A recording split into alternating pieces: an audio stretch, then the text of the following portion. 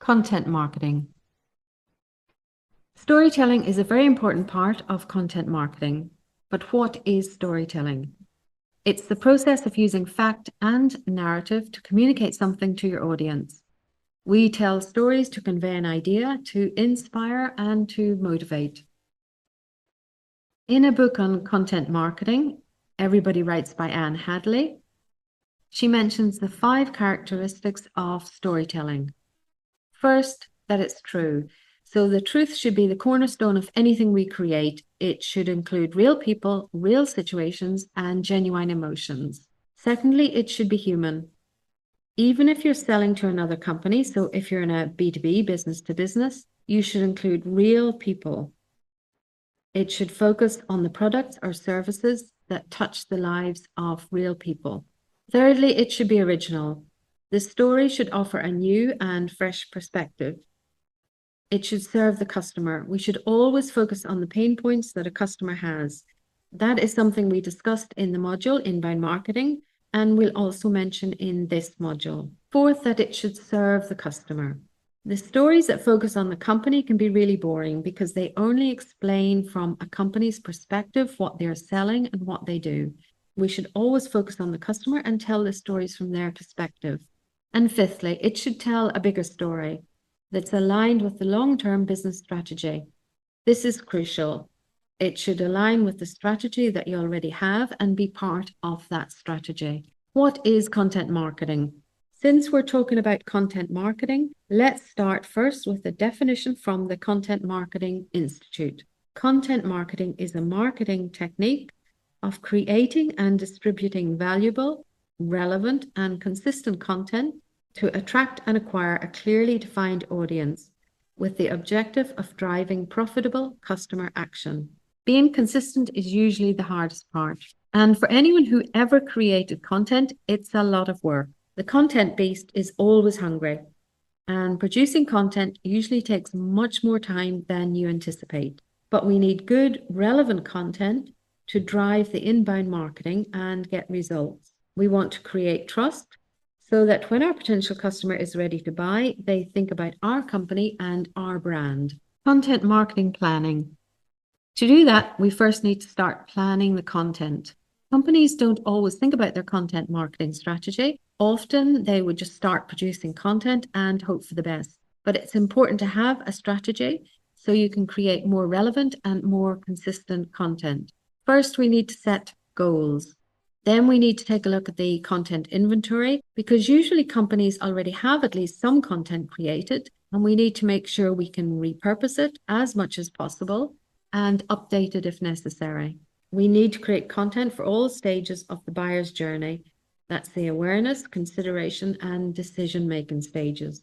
We talk a bit more about the buyer's journey in our inbound marketing module, so have a look at that one.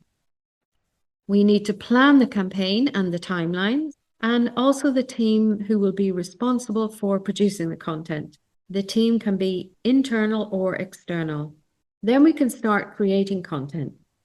And the content doesn't mean text only.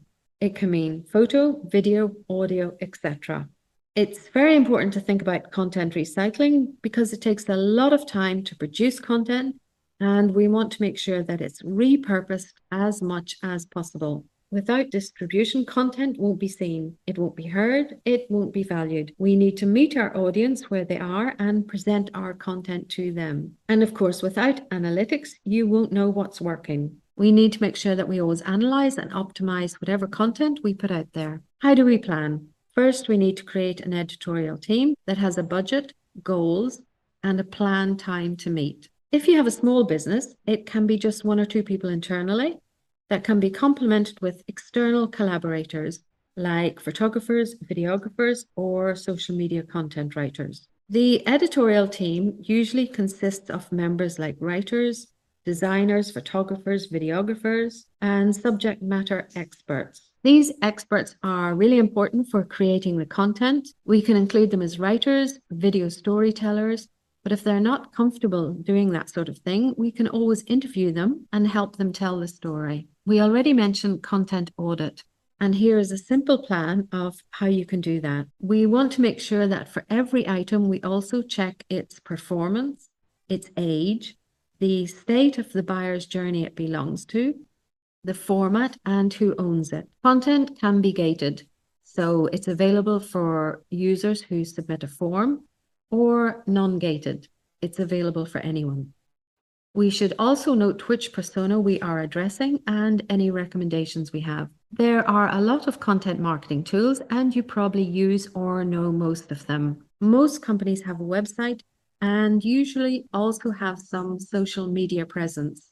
Graphics and videos are an important way to convey the message in addition to text. In recent years, we've seen the growth of chatbots and live chat as a popular way of communicating with the customer. Ebooks and white papers are a common gated content where people have to provide an email address to receive the information. Then we have emails and newsletters and webinars, which were even more popularized during the pandemic.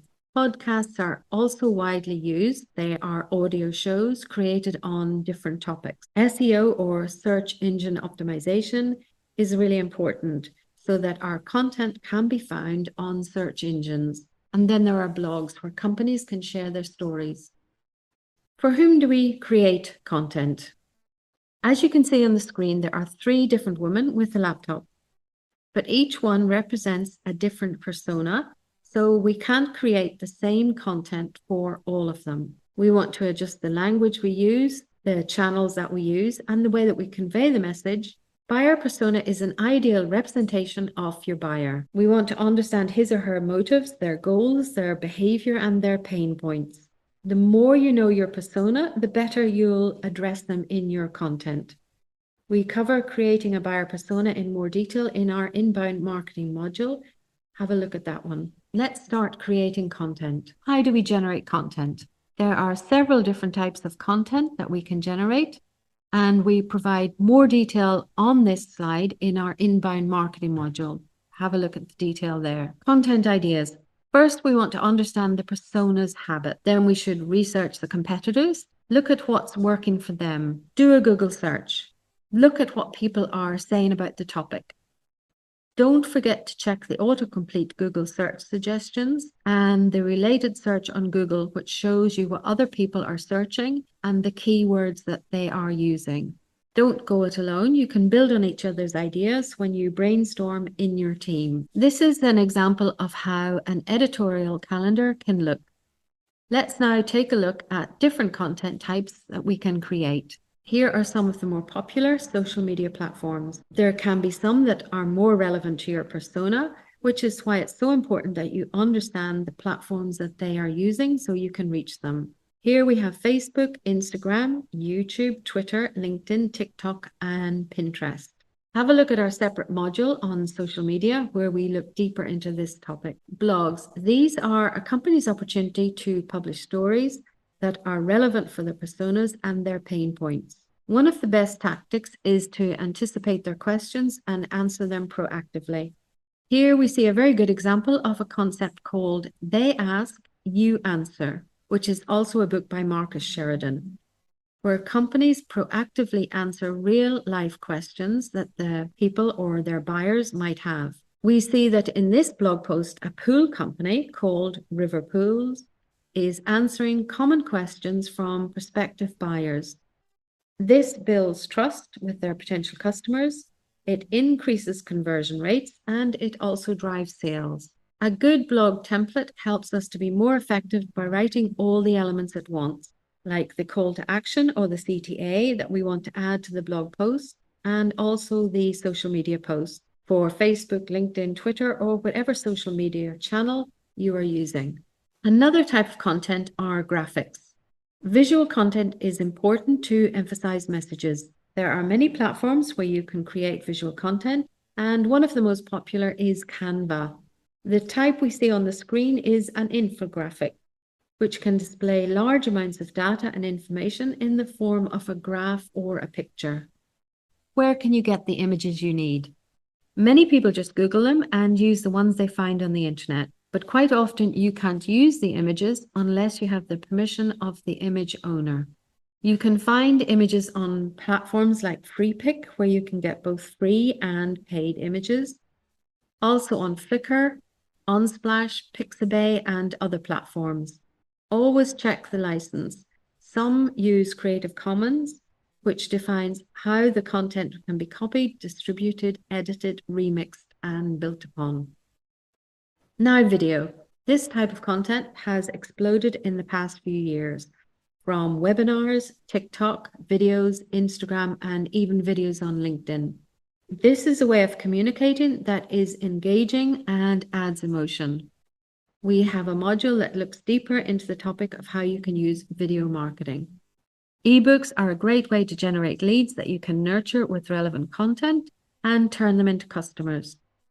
The content of the ebook is usually highly relevant to the persona you are targeting and should not be about the company or product. It should be educational and helpful to the reader.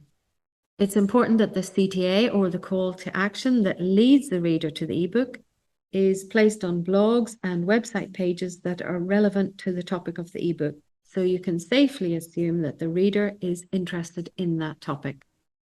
Newsletters are a content type that we've been using for years. They are a great way to educate your audience and to bring blog posts, videos, and other content to their inbox. With marketing automated platforms, you can manage newsletters even more effectively and personalize the content your readers are interested in. Podcasts are very popular. They are audio shows, usually in the form of an interview. If you produce your own podcast, you should know that it's a regular commitment and there's quite a lot of work to produce the content. But you don't have to create your own podcast. One option is to be the guest on the podcast your personas are already listening to. Webinars have been around for years, but they gained huge popularity during COVID, especially in companies selling to other companies, so in the B2B space. They are a great way to reach a new audience, to educate and establish authority, and create long-term content. You can produce an article, a blog post, or even an ebook based on the webinar content. You can advertise past webinars or webinars on demand, especially if their content is evergreen. Long-form content is often in the form of pillar pages. The pillar pages are usually comprehensive and long and have multiple links to more specific pieces of cluster content like blogs that are linked from that pillar page. Why are they relevant? Because people are submitting longer, more conversational search queries, and the pillar pages answer these questions in depth, so they often appear higher on Google results. Conversational marketing is another type of content we can produce. Chatting is a native form of communication on mobile phones, and brands have started embracing it. Having the possibility of a quick answer, even after business hours, empowers users that now have many different options of communicating with a brand.